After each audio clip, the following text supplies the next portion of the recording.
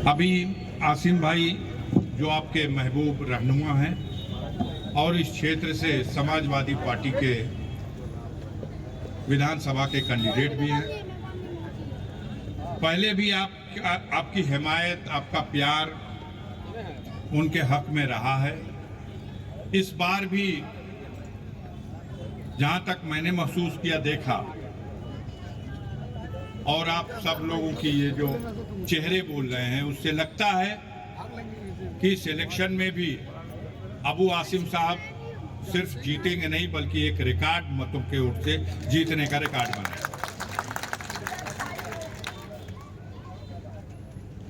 इस चुनाव में दो बातें हैं।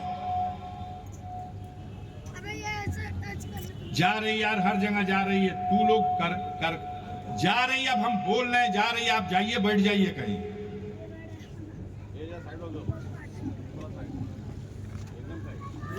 इस चुनाव में दो चीजों को मद्देनजर रख के फैसला लीजिए, या जो लोग यहां नहीं है उनके कानों तक भी ये बात पहुंचाइए कि इस इलेक्शन के लिए, महाराष्ट्र का ये इलेक्शन न सिर्फ महाराष्ट्र के असेंबली का कोई फैसला होगा बल्कि सारे मुल्क की निगाह लगी हुई है।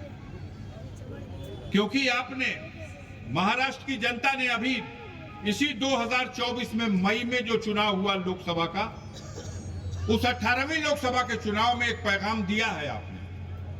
वो छुपा हुआ पैगाम जिसमें इस असेंबली की भी तस्वीर झलक रही है, बैकग्राउंड में झलक रही है।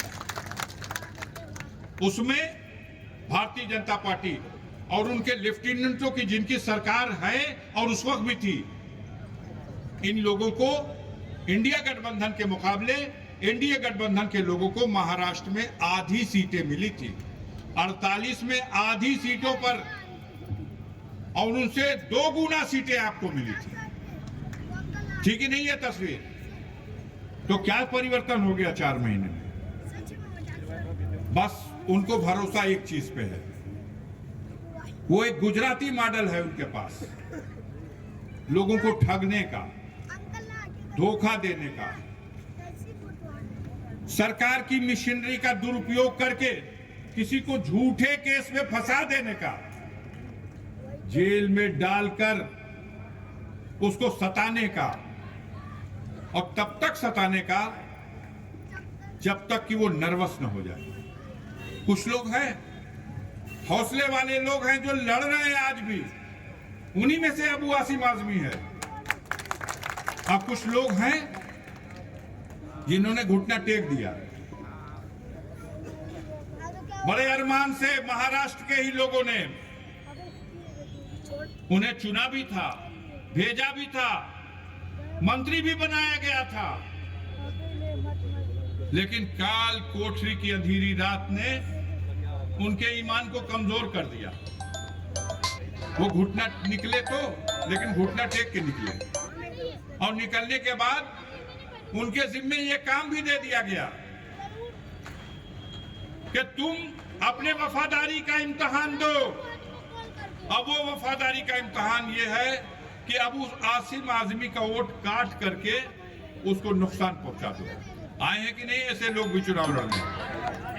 बोलिए, बोलिए, जो जालिमों के सामने घुटना टेक दे, क्या आवाम का समर्थन उसको मिलना चाहिए? पूरे महाराष्ट्र में भारतीय जनता पार्टी सबसे ज्यादा डरी हुई है, तो इस सीट पे डरी हुई है। सबसे ज्यादा इंतजाम किया गया है।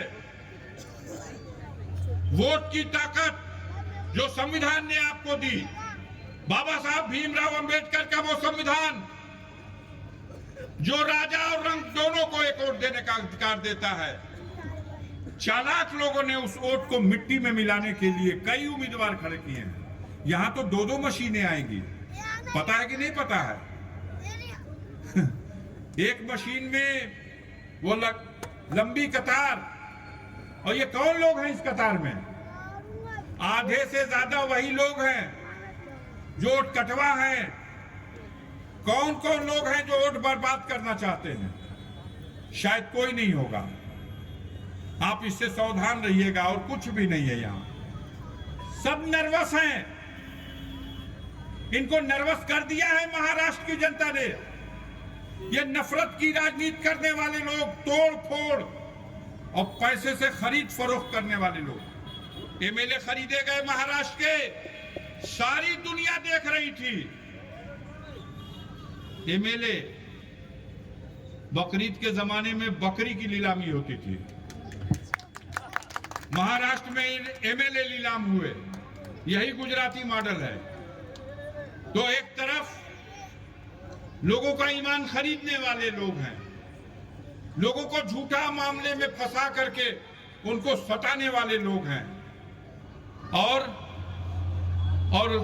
महाराष्ट्र के तरक्की के वो तमाम साधन उसको महाराष्ट्र से ट्रांसफर करके गुजरात ले जाने वाले लोग हैं। बहुत सी परियोजनाएं चली गई गुजरात। ऐसे लोगों को जो खुद बुरी तरह से आपस में विभाजित है, कोई कुछ बोलता है, कोई कुछ बोलता है, कोई नारा देके जाता है बटोगे तो कटोगे, कोई कहता है नहीं ये नारा महाराष्ट्र में नहीं चलेगा। सुना कि नहीं आपने? तो ये आपस में भी मतभेद है इनके।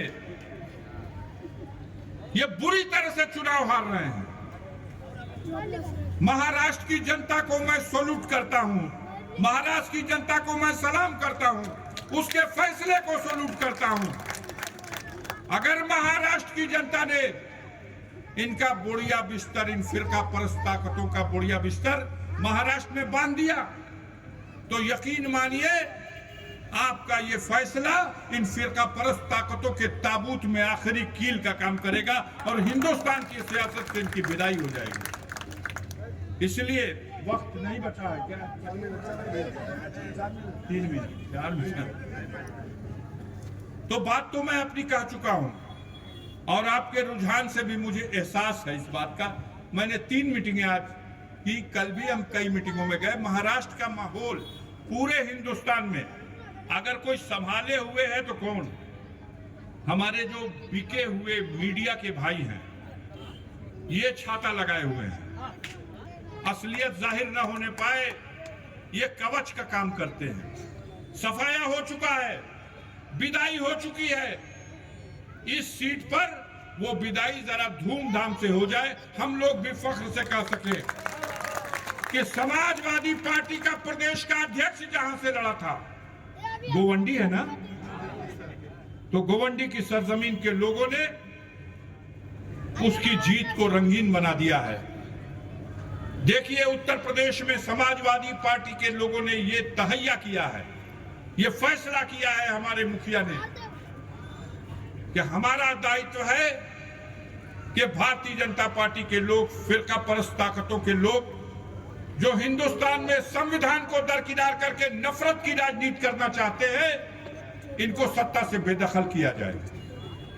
और अभी लोकसभा के चुनाव में जहां 40 की 40 सीटें जीतने का सपना था, इनकी औकात 33 सीटों पर नाप दिया उत्तर प्रदेश में समाजवादी पार्टी ने।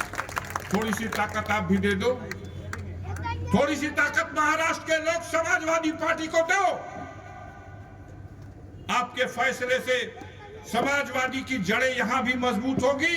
मैं यकीन दिलाता हूं अबू आसिम आजमी मिट सकता है, लेकिन कभी अपने जमीर का सौदा नहीं करेगा। वो लगातार लड़ा है गरीबों के लिए, मजलूमों के लिए, उसको इनाम मिलना चाहिए। और जो बिक के आए हैं उनको सजा मिलनी चाहिए। खुद प्रधानमंत्री ने कहा था कि अजीत पवार हजारों करोड़ रुपए का घोटाले का मुलजिम है, इसे सजा मिलेगी। 5 दिन के बाद अजीत पवार डिप्टी सीएम बन गया, फाइनेंस मिनिस्टर बन गया। अब जनता को फैसला देना है। कल मोदी को फैसला देना था, उसके हक में गया। आज जनता को फैसला देना है, तो बेईमानों के खिलाफ फैसला आना चाहिए, ईमानदारों के हक में आना चाहिए, भाईचारा बनाने वालों के हक में आना चाहिए, जमहूरियत बचाने वालों के हक में आना चाहिए। इन्हीं बातों के साथ अपनी अपील आपसे करते हुए कि अबू आसिम आजमी के हक में साइकिल के निशान वाला बटन दबाइएगा और झूठ से, अफवाह से सावधान रहिएगा। मैं अपनी बात को खत्म करता हूं। जय हिंद, जय समाजवाद।